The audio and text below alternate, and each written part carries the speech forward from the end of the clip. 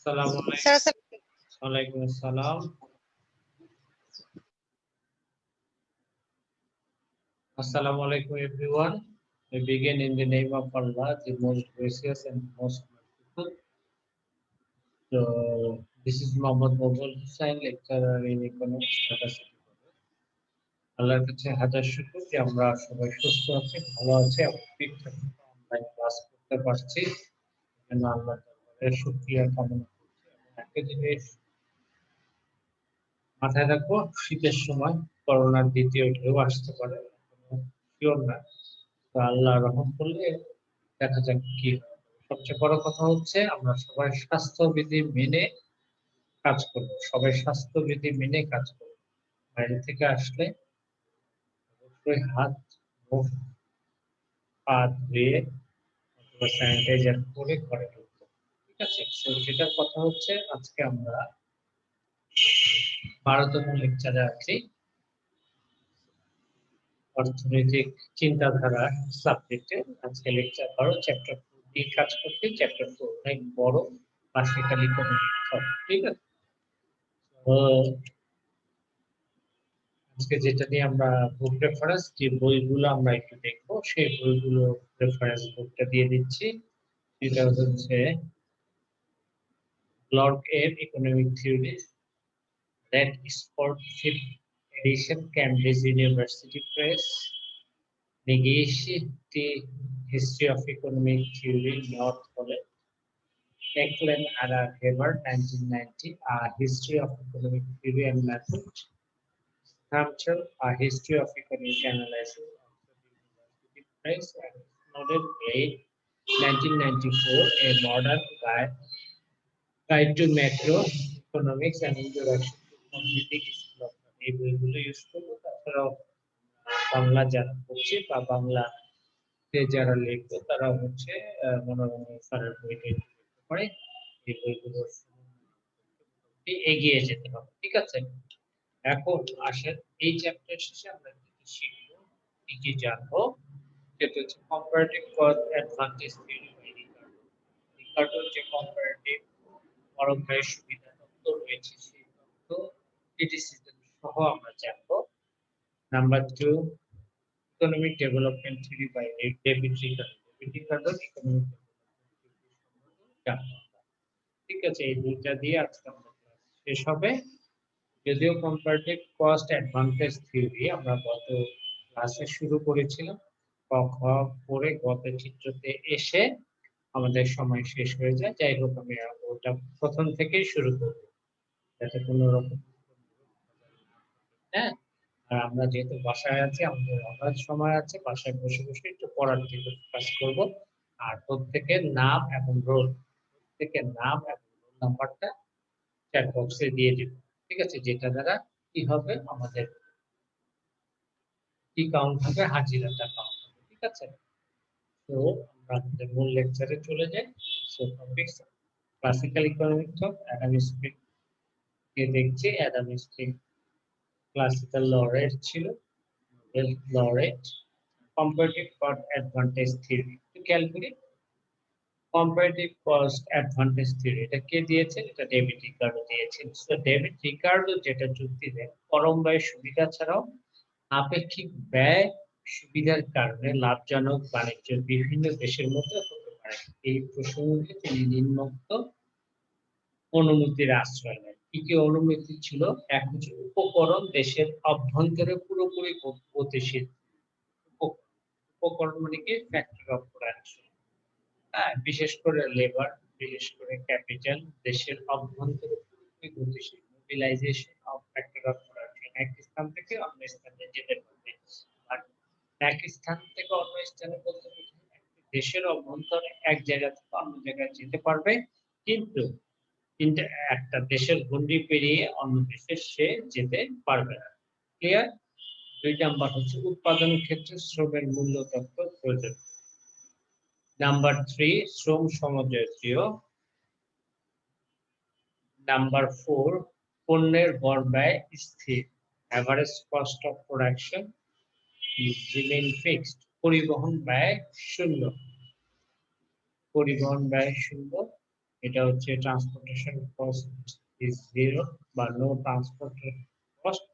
বাণিজ্যের উপরে কোনো বিধি নিষেধ নাই, মানে গভর্নমেন্টের কোনো ইন্টারভেনশন নাই, সরকারি হস্তক্ষেপ থাকবে না, শ্রমের পূর্ণ নিয়োগ বিরাজমান থাকবে, রুচি এবং উৎপাদন কৌশল প্রদর্শন। এই হচ্ছে আমাদের কম্পারেটিভ অ্যাডভান্টেজ তত্ত্বের কি অনুমতি। এখন আমরা যেখানে চলে যাব সেটা হচ্ছে তুলনামূলক সুবিধা। এটা খুব ভালো করে বোঝানো হয়েছিল, তারপর আমি একটু আলোচনা করি তুলনামূলক ব্যয় সুবিধা। রিকার্ডো বলেন আপেক্ষিক ব্যয় সুবিধার সর্বোচ্চ বা ব্যয় সুবিধা ন্যূনতম এমন সব পণ্য কোনো দেশের বিশেষণ করা উচিত। তার মধ্যে বাণিজ্যের প্রয়োজনীয় শর্ত হলো আপেক্ষিক ব্যয় সুবিধা পরম ব্যয়, অ্যাবসলিউট অ্যাডভান্টেজ না কম্পারেটিভ অ্যাডভান্টেজ। তার বাণিজ্য লাভজনক হবে কিনা তা পরীক্ষার জন্য বিভিন্ন দেশের অভ্যন্তরীণ ব্যয় অনুপাতের মধ্যে কি করতে হবে, তুলনা করতে হবে। বাণিজ্য বিশ্লেষণের জন্য রিকার্ডো প্রতিটি পণ্যের উৎপাদন স্থির এবং শ্রম ব্যয় ভিন্ন ধরে নেয়। তো প্রত্যেকটি পণ্যের উৎপাদন স্থির এবং শ্রম ব্যয় ভিন্ন ধরনের। তিনি এই বিষয়ে পর্তুগাল ও ইংল্যান্ডের যে উদাহরণ দেন তার নিচে উল্লেখ করা হলো। একটু খেয়াল করি যে টোটালি রিকার্ডোর নিজস্ব একটা এক্সাম্পল ছিল, দুটো দেশ বিবেচনা করেছেন, সেটা হচ্ছে পর্তুগাল এবং ইংল্যান্ড। এখন পর্তুগালে ক্ষেত্রে যেটা দেখা যাচ্ছে যে শ্রম ব্যয় ঘন্টা, ঠিক আছে, শ্রম ব্যয় ঘন্টা ঘন্টা হিসেবে তারা কতটুকু দুটো জিনিস উৎপাদন তিনি দেখিয়েছেন, একটা হচ্ছে ওয়াইন বা মদ, আরেকটা হচ্ছে ক্লথ বা কাপড়। সেটা দেখছে যে পর্তুগালের এক একক ওয়াইন তৈরিতে বা মদ তৈরিতে তার শ্রম ঘন্টা লাগছে হচ্ছে ৮০। ঠিক এক একক কাপড় তৈরিতে তার শ্রম ঘন্টা লাগছে হচ্ছে ৯০ ইউনিট। ঠিক আছে, ৯০ ঘন্টা শ্রম ব্যবহার করে সে এক একক কাপড় তৈরি করতে পারছে, অথবা ৮০ ঘন্টা শ্রম ব্যয় করে এক একক মদ তৈরি করতে পারছে। আর ইংল্যান্ড হচ্ছে ঠিক একইভাবে ১২০ ঘন্টা শ্রম নিয়োগ করে এক একক মদ তৈরি করতে পারছে, অথবা ১০০ ঘন্টা শ্রম নিয়োগ করে কাপড় তৈরি করতে পারছে। এই হলো টোটাল ৮০। আমার হইতে হচ্ছে comparative advantage theory. Comparative advantage দেখি, এখানে যদি আমি অ্যাবসলিউট অ্যাডভান্টেজ এর কথা বলি তাহলে দুইটাই তারা এক একক মদেও সে ৮০ ঘন্টা শ্রম নিয়োগ করছে, এক একক কাপড় তৈরিতে ৯০ ঘন্টা। সো দুইটাতেই তার আর বাণিজ্য নাই। কিন্তু রিকার্ডো যেটা বলেছে সেটা বলছে তুলনামূলকভাবে যেটাই তার কি দরকার, যেটাই তার আপেক্ষিক সুবিধা রয়েছে সেটা করবে। ঠিক আছে? একটু দেখি যে উদাহরণ থেকে দেখা যায় যে মদ ও কাপড় উৎপাদনে ইংল্যান্ডের তুলনায় পর্তুগালের পরম ব্যয় সুবিধা রয়েছে। তবে আপেক্ষিক সুবিধা বিবেচনা করলে দেখা যায় মদ উৎপাদনে পর্তুগালের ব্যয় সুবিধা হলো সবচেয়ে বেশি। তার মানে এই যে মদ উৎপাদনে পর্তুগালের ব্যয় সুবিধাটা বেশি, কারণ এক একক মদ উৎপাদনের জন্য ইংল্যান্ডের প্রয়োজনীয় শ্রম লাগবে শতকরা ৬৭ ভাগ। আচ্ছা, সেটা কিভাবে দেখবো যে ৮০/১২০ ইনটু ১০০ মানে ৬৭ ভাগ। ঠিক একইভাবে কাপড় উৎপাদনে লাগে কত, ৯০/১০০ ইনটু ১০০, তার মানে ৯০ ভাগ। সো কাপড় এবং মদ উৎপাদনে ইংল্যান্ডের পরম ব্যয় অসুবিধা থাকলেও পর্তুগালের তুলনায় কাপড় উৎপাদনে আপেক্ষিক ব্যয় অসুবিধাটা কম। সো একটু খেয়াল করি বিষয়টা কি? বিষয়টা হচ্ছে পর্তুগাল মদ উৎপাদন করবে এবং রপ্তানি করবে পর্তুগাল। ঠিক একইভাবে ইংল্যান্ড যেটা করবে, ইংল্যান্ড কাপড় উৎপাদন করবে। আপেক্ষিকভাবে যেটা যেটা দেখা যাচ্ছে যে কাপড় উৎপাদনে আপেক্ষিক যে সুবিধাটা রয়েছে সেই সুবিধাটা হচ্ছে একটু সবাই খেয়াল করি, যেমন কাপড় উৎপাদনে কত ভাগ লাগছে সেটা হচ্ছে ৮০ ডিভাইডেড বাই 120 ইন্টু 100, তার মানে 67% শ্রম লাগছে পর্তুগালে। ঠিক একইভাবে কাপড় উৎপাদনে ইংল্যান্ডে লাগছে 100 ডিভাইড বাই 90 ইন্টু 100, তার মানে 100।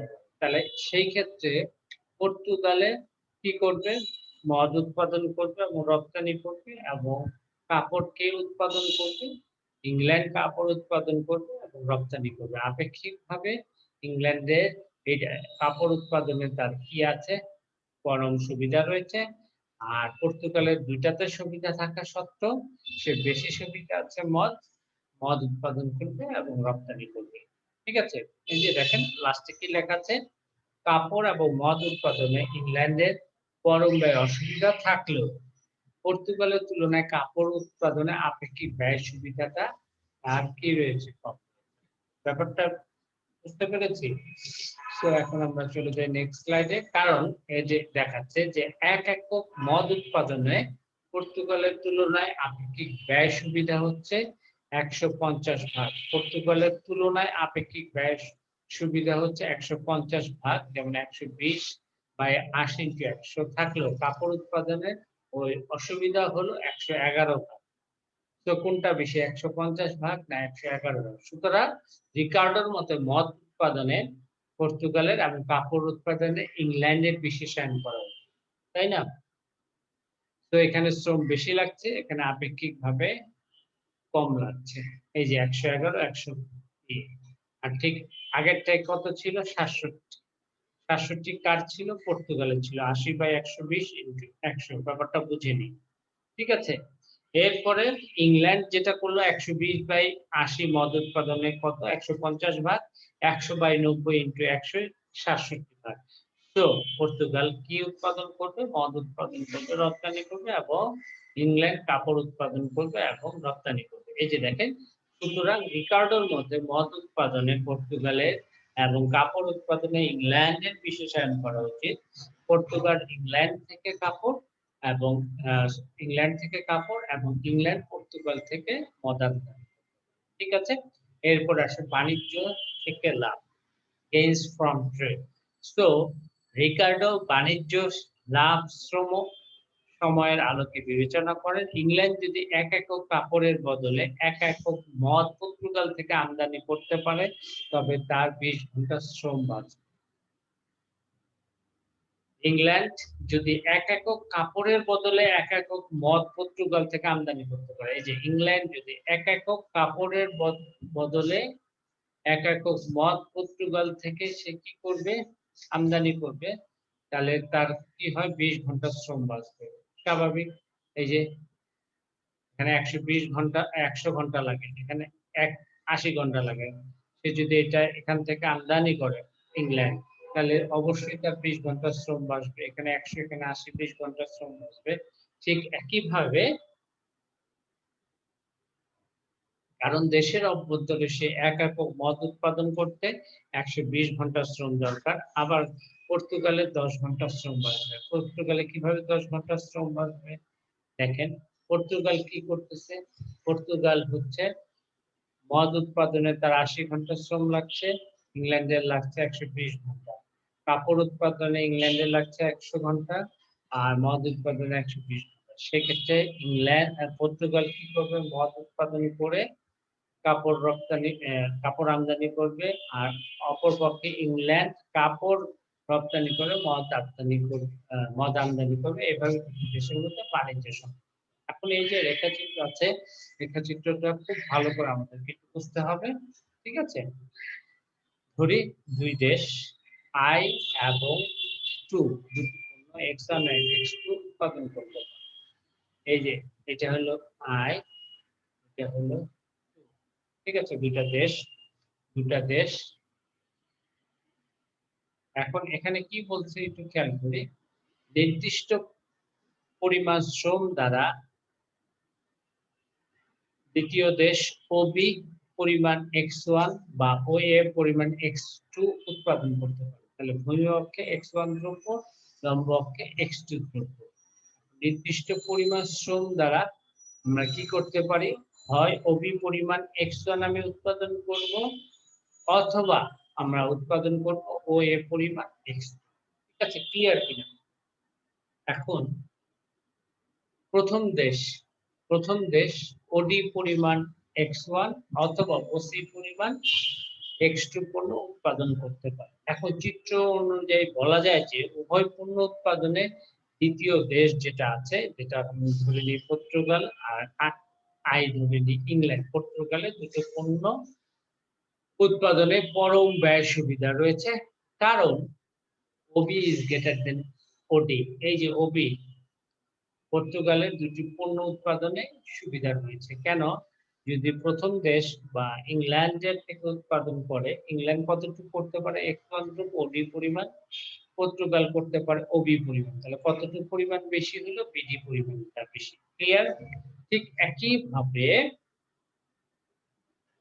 পর্তুগাল ইংল্যান্ডের চেয়ে কতটুকু x2 পণ্য উৎপাদনে বেশি থাকে? এসি পরিমাণ। কেন না ইংল্যান্ড পর্তুগাল আর ইংল্যান্ড, পর্তুগাল যদি x2 উৎপাদন করে কতটুকু পরিমাণ উৎপাদন করবে?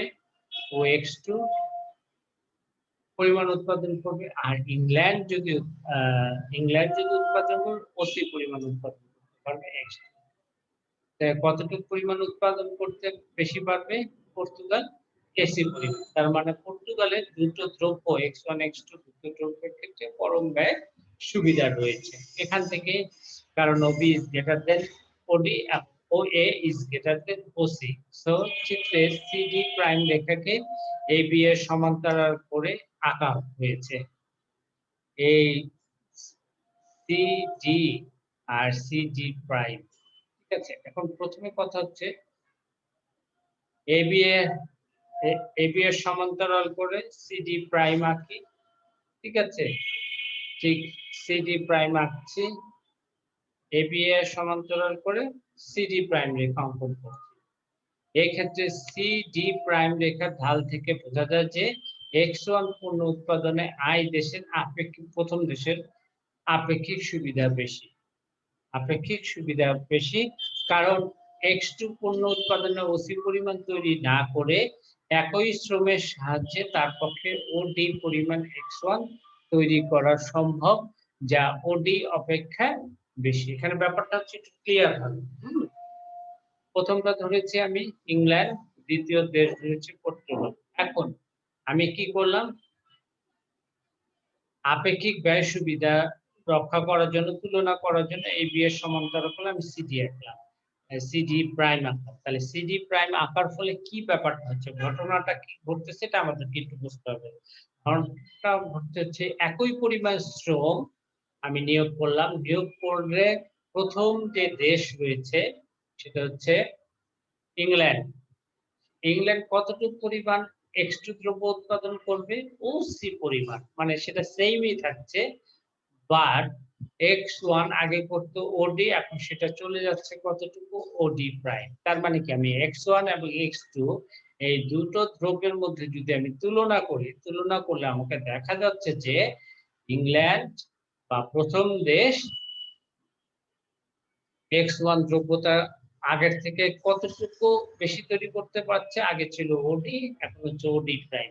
সো একই পরিমাণ শ্রম নিয়োগ করে আমি আগের থেকে x1 দ্রব্যটা জিজি প্রাইম বেশি তৈরি করতে পারছি। তার মানে কি এই দুইটা দ্রব্য উৎপাদনে অবশ্যই ইংল্যান্ডের x1 দ্রব্যের আপেক্ষিক সুবিধা রয়েছে। ব্যাপারটা ক্লিয়ার?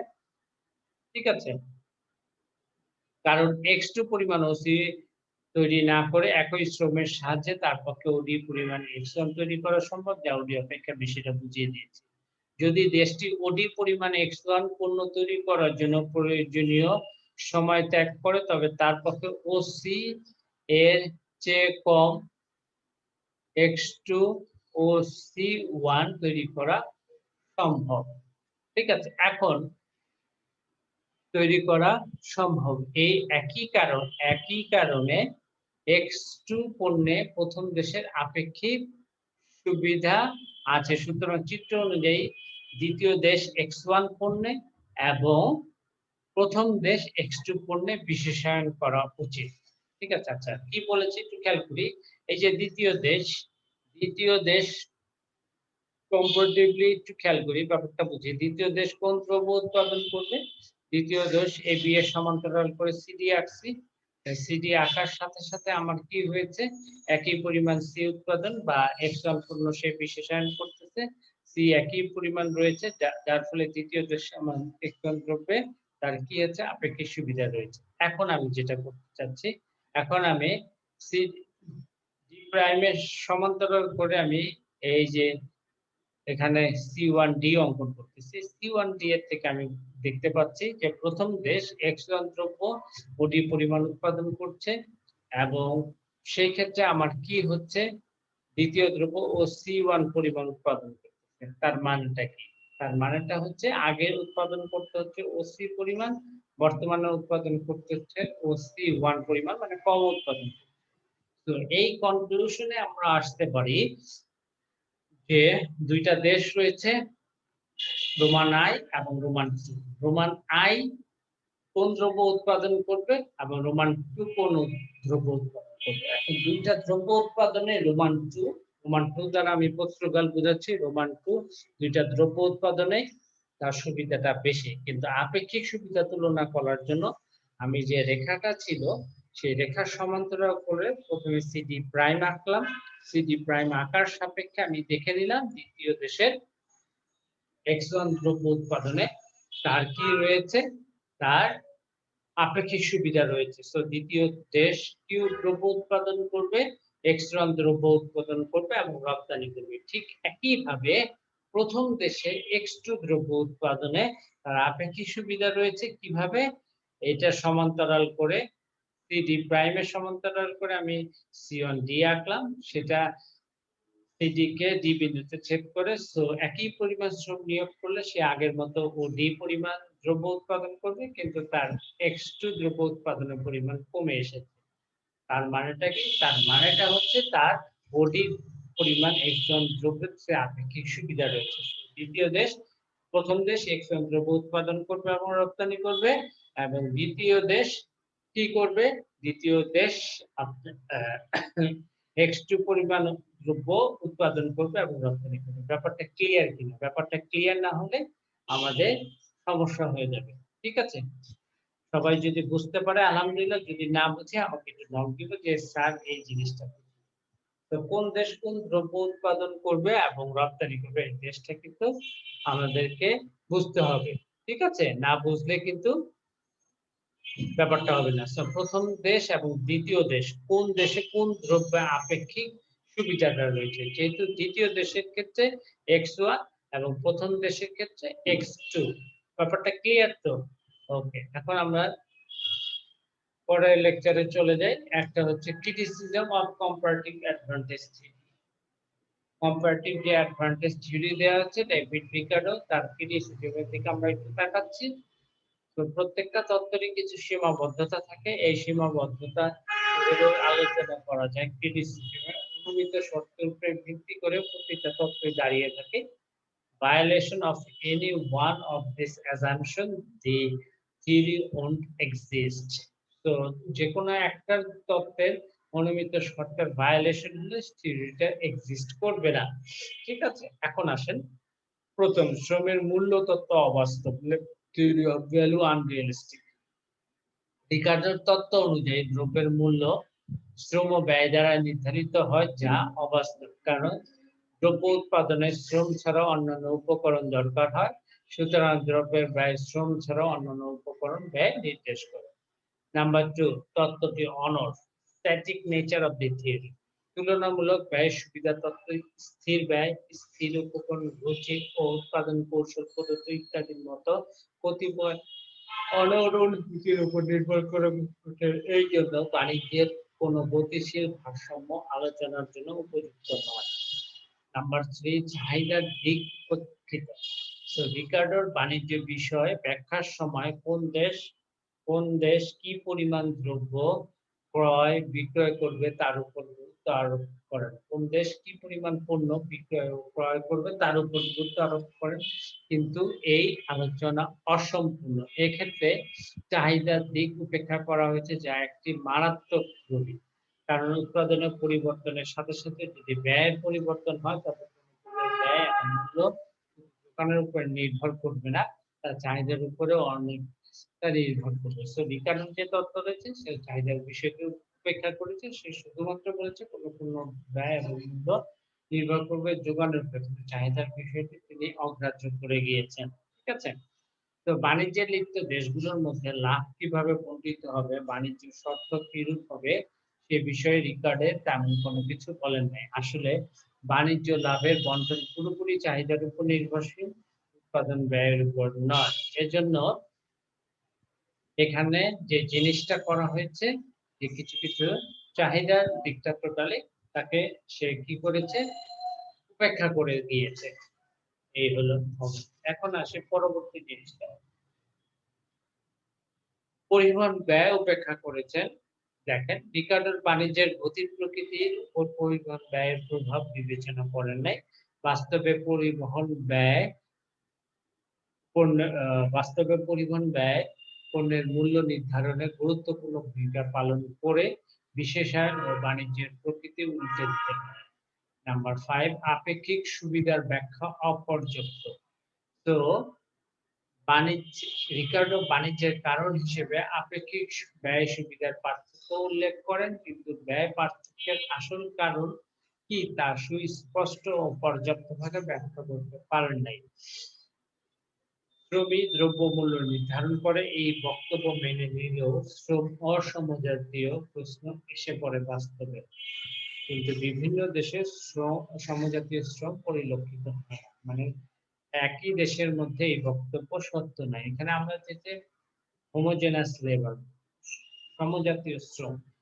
শ্রম সমজাতীয় কখনোই হতে পারে না, কেননা বয়সভিত্তিক শ্রমের প্রোডাক্টিভিটিটা কিন্তু বিভিন্ন হবে। 25-এ এক ধরনের শ্রম, 30-এ এক ধরনের শ্রম মানে প্রোডাক্টিভিটি, 35-এ এক ধরনের শ্রম। কেউ টেকনিক্যাল কাজ করে, কেউ লেবারে কাজ করে।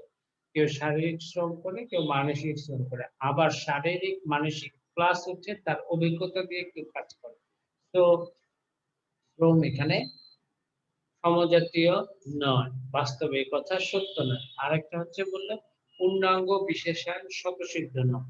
অধ্যাপক ফ্রান গ্রাহাম বলেন, অভ্যন্তরীণ চাহিদার পার্থক্য, উৎপাদন ক্ষমতার পার্থক্য, বাণিজ্যে অংশগ্রহণকারী দেশের চাহিদা মেটানোর ক্ষমতা ইত্যাদির কারণে এই তত্ত্বের অনুভূতির ভিত্তিতে পণ্যের পূর্ণ বিশেষায়ন হবে না।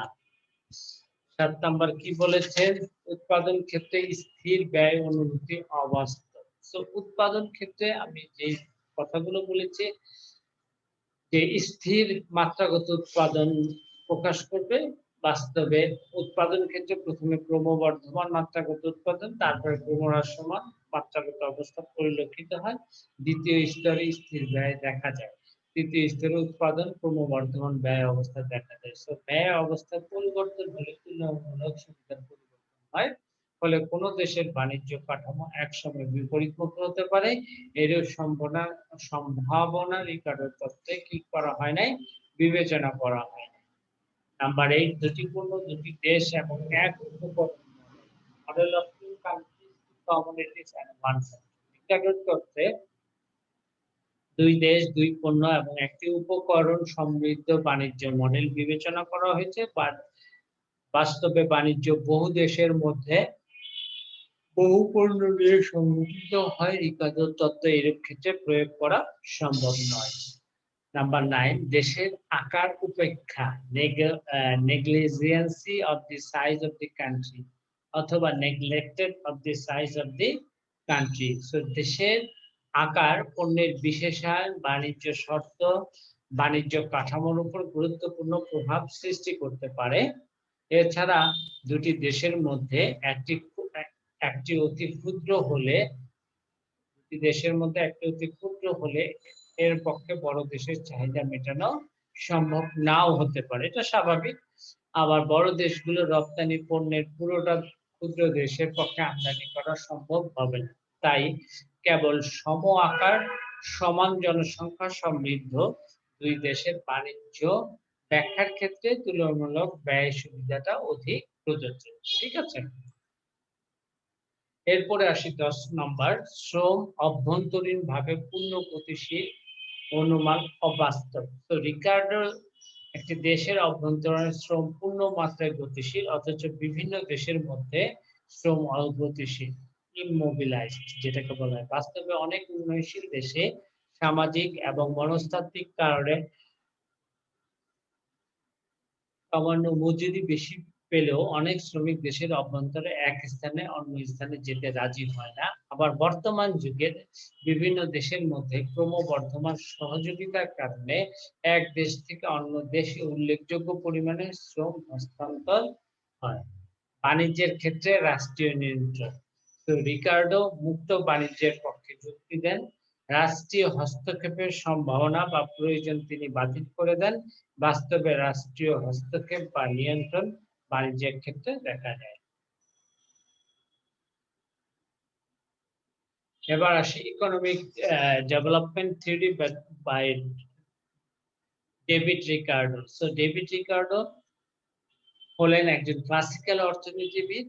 তো অ্যাডাম স্মিথের ব্যক্তি স্বাতন্ত্র্যবাদী চিন্তাধারা অবলম্বন করলে রিকার্ডো কয়েকটি সূত্র বলে তোলেন, যার মধ্যে আছে আধুনিক অর্থনৈতিক আভাস পাওয়া যায়। সো অ্যাডাম স্মিথকে অনুসরণ করে ডেভিড রিকার্ডো ক্লাসিক্যাল উন্নয়ন তত্ত্ব আরো পরিমার্জিত করেন, কিন্তু রিকার্ডোর মূল্য ও বন্টন তত্ত্বে যতখানি আগ্রহী ছিলেন, উন্নয়ন তত্ত্বে ততটুকু আগ্রহী ছিলেন না। রিকার্ডোর তত্ত্বের যে অনুমিতিগুলো, সেই অনুমিতিগুলো একটু খেয়াল করি। যে অধ্যাপক সুলফিজার বলেন, রিকার্ডো অর্থনীতি বলতে মূলত বন্টন তত্ত্বকে বোঝানো হয়। কোনো উৎপাদন মোট উৎপাদন কোন নিয়মে নির্ধারিত হয় সে সম্পর্কে তিনি কিছু বলেন নাই। তার মতে রিকার্ডোর উন্নয়ন যে মডেল রয়েছে সেটি দুটি মূলনীতির উপর প্রতিষ্ঠিত। নাম্বার 1 ক্রমহ্রাসমান উৎপাদন বৃদ্ধি, ক্রমহ্রাসমান উৎপাদন বৃদ্ধি। নাম্বার 2 হচ্ছে জনসংখ্যা নীতি, ক্রমহ্রাসমান উৎপাদন বৃদ্ধি।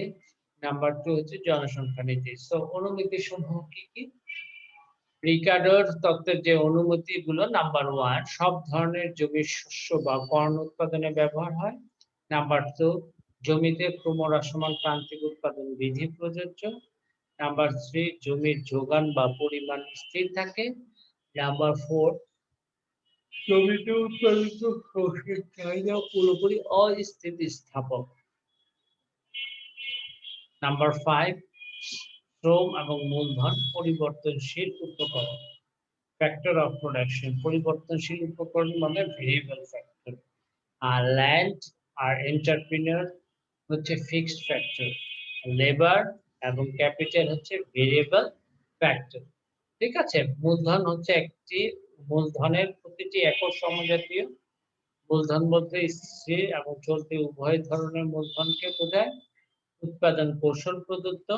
সব শ্রমিক আত্মোৎকর্ষণ মজুরি পায়। আত্মোৎকর্ষণ মজুরি বলতে এই মজুরিটা দিয়ে কোনো রকম শ্রমিক খেয়ে পরে চলতে পারে, সেটাকে বলা হচ্ছে আত্মোৎকর্ষণ মজুরি স্তর। ঠিক আছে? শ্রমের চাহিদা মূলধন গঠনের উপর নির্ভরশীল করবে। মুনাফা থেকে মূলধন গঠন হয়। সব ক্ষেত্রে পূর্ণ প্রতিযোগিতা বিরাজমান থাকে। ঠিক আছে? চলুন পরের স্লাইডে আমরা চলে যাই। সো তত্ত্বের বিশ্লেষণ, ক্রমহ্রাসমান প্রান্তিক উৎপাদন বিধি। একটু খেয়াল করি, রিকার্ডোর মতে ক্রমহ্রাসমান প্রান্তিক উৎপাদন বিধিতে মূলত ক্রমবর্ধমান জনসংখ্যার চাপে কৃষিকাজ অপেক্ষাকৃত কম ও উর্বর জমিতে প্রসারিত হয়। ফলে সমপরিমাণ শ্রম এবং মূলধন নিয়োগ করলে কম পরিমাণ উৎপাদন পাওয়া যায়। অনুরূপভাবে যদি একই জমিতে অধিক পরিমাণ শ্রম ও মূলধন নিয়োগ করা হয় তাহলে উৎপাদন ক্রমহ্রাসমান হারে বাড়বে। যাই হোক না কেন, জমি, শ্রম এবং মূলধনের প্রান্তিক উৎপাদনশীলতা কমবে। তবে উন্নত কলা কৌশল মানে টেকনোলজি যদি আমি সেটা অ্যাডাপ্ট করি, উন্নত কলা কৌশলের সাহায্যে ক্রমহ্রাসমান হার কিছুটা নিয়ন্ত্রণ করা সম্ভব। শিল্পে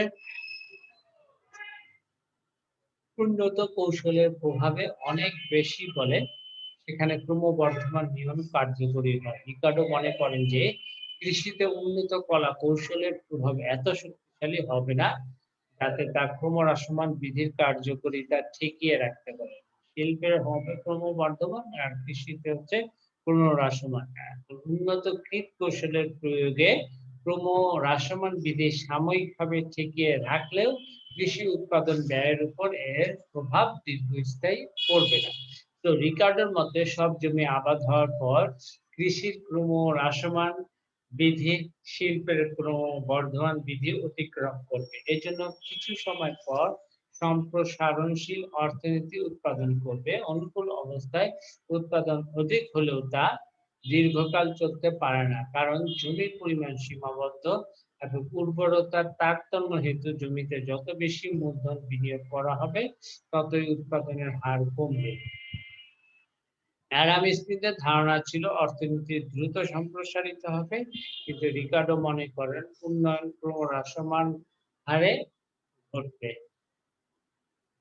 নাম্বার 2 জনসংখ্যা বৃদ্ধি খেয়াল করি। জমি বলতে রিকার্ডো এর মৌলিক এবং অবিনশ্বর যে ক্ষমতা আছে সেটাকেই দিয়েছেন। জমির যোগানটা সীমাবদ্ধ। জনসংখ্যা বৃদ্ধির সাথে রিকার্ডোর ধারণা অ্যাডাম স্মিথের ধারণা অনুরূপ। স্মিথের মতে রিকার্ডো শ্রমের বাজার দাম এবং স্বাভাবিক মজুরির হারের মধ্যে পার্থক্য থাকেন। শ্রমের স্বাভাবিক মজুরি হলো ওই মজুরি যা শ্রমিককে বাঁচিয়ে রাখে। আর যদি শ্রমের বাজার দাম এর স্বাভাবিক মজুরি অপেক্ষা বেশি হয় তাহলে জনসংখ্যা বাড়বে। আর যদি শ্রমের বাজার দাম এর স্বাভাবিক মজুরি অপেক্ষা কম হয় তাহলে জনসংখ্যা কমবে। কি বলেছে এখানে দুইটা জিনিস বলছে। শ্রমের স্বাভাবিক মজুরি হলো ওই মজুরি যা শ্রমিককে বাঁচিয়ে রাখে, মানে আত্মপোষণ স্তর। আর যদি শ্রমের বাজার দামের স্বাভাবিক মজুরি অপেক্ষা বেশি হয় তাহলে জনসংখ্যা বাড়বে। স্বাভাবিক। আর যদি শ্রমের বাজার দাম এর স্বাভাবিক মজুরি অপেক্ষা কম হয় তাহলে জনসংখ্যা কমবে। আচ্ছা, এখন আসি যে হারে জনসংখ্যা বাড়ে, চাহিদা যদি বেশি হারে বাড়ে, জনসংখ্যা যে হারে বাড়ছে ধরেন 2 গুণ, শ্রমের চাহিদা যদি তার থেকে বাড়ে তাহলে আর্থিক মজুরি বাড়ার প্রবণতা 3 গুণ, আর্থিক মজুরি বাড়ার প্রবণতা দেখা দিবে। নতুন নতুন দেশে অর্থনৈতিক উন্নয়নের প্রাথমিক পর্যায়ে এরূপ নয়। আর উর্বর জমির প্রাচুর্যতা থাকলে শ্রমের উৎপাদন ক্ষমতা সর্বাধিক হয়। এই পর্যায়ে মূলধন গঠন এত দ্রুত হয় যে ওই হারে শ্রমিকের যোগান বাড়বে না। এই জন্য নতুন দেশে উপনিবেশ স্থাপন প্রাক্কালে উন্নত দেশের জ্ঞান ও কৌশল প্রয়োগ করে মূলধন বাড়া জনসংখ্যা বাড়া অপেক্ষা দ্রুত হারে ঘটার সম্ভাবনা বেশি। তো সামাজিক মজুরি বাড়ার প্রবণতা রয়েছে, কারণ কৃষিতে ক্রমহ্রাসমান প্রান্তিক উৎপাদন বৃদ্ধির কার্যকারিতা হেতু খাদ্যদ্রব্যের আর্থিক এবং প্রকৃত মূল্য বাড়বে। সামাজিক প্রগতির সাথে শ্রমের স্বাভাবিক মজুরি বাড়ার প্রবণতা দেখা দিবে, কারণ খাদ্য শ্রমের স্বাভাবিক দাম নিয়ন্ত্রণ করে। উৎপাদনের অসুবিধার দরুন এর দুষ্প্রাপ্যতা দেখা দিবে। এছাড়া জীবন ধারণের স্তর নির্দিষ্ট নয়, সেটি নির্ভর করে সামাজিক ও সাংস্কৃতিক অগ্রগতির উপর। তো রিকার্ডোর মতে স্বাভাবিক মজুরি দুটি বিষয়ের উপর নির্ভর করে: সামাজিক ও সাংস্কৃতিক পরিবেশ এবং জমির প্রান্তিক উৎপাদনশীলতা। তো চাহিদা ও যোগান দ্বারা মজুরি পরিবর্তন হয়। শ্রমিককে যে দাম দেওয়া হয় তাই হলো এর বাজার দাম, যা চাহিদা ও যোগান দ্বারা নির্ধারিত হয়। মজুরির বাজার হলো স্বাভাবিক হারের সমান হওয়ার প্রবণতা। শ্রমের যোগানের তুলনায় চাহিদা যদি বেশি হয় তাহলে অবশ্যই মজুরি বাড়বে। আর অন্যদিকে শ্রমের যোগানের তুলনায় চাহিদা কম হলে তার বাজার চাহিদা কমবে। সো বর্ধিত মজুরি জনসংখ্যা বাড়া উৎসাহিত করবে এবং পরিমাণে মজুরি আরো কমবে। বিপরীতভাবে স্বল্প মজুরি জনসংখ্যার বাড়াকে নিরুৎসাহিত করবে এবং কালক্রমে প্রকৃত মজুরির হার হ্রাস পাবে। ঠিক আছে? আচ্ছা, যাই হোক আজকে এই পর্যন্ত ১ মিনিট আছে। এই জায়গায় আমরা মোটামুটি শেষ করে দিব। পরবর্তীতে এটার আরো যে তথ্যগুলো আছে সেটা নিয়ে মোটামুটি আমরা কাজ করব। অনেক কিছু আছে। আপনাদের কোনো কোশ্চেন আছে কিনা সেটা বলেন। আমি মাইক ওপেন করে দিচ্ছি। কারো যদি কোনো কোশ্চেন থাকে বলেন।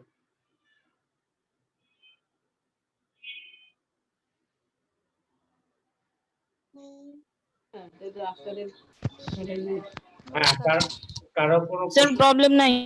হ্যাঁ, আচ্ছা, অন্য কারো